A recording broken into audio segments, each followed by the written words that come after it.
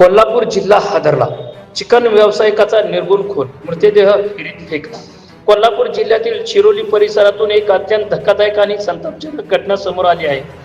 हनुमाननगर परिसरात एका चिकन व्यावसायिकाचा निर्गुण खून करून त्याचा मृतदेह विहिरीत टाकण्यात आल्याची खळबळजनक घटना उघडकीस आली आहे. विशेष म्हणजे मृताच्या डोक्यावर आणि छातीवर धारदार शस्त्राने वार करत तोंडात कापड्याचा बोळा कोंबलेला असल्याने या हत्येमागे पूर्वनियोजित कट असल्याचा संशय व्यक्त केला जात आहे.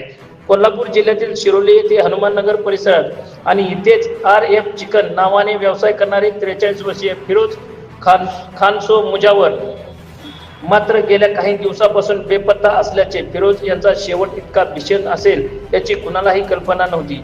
याची चर्चा मात्र या परिसरात दिवसभर होती.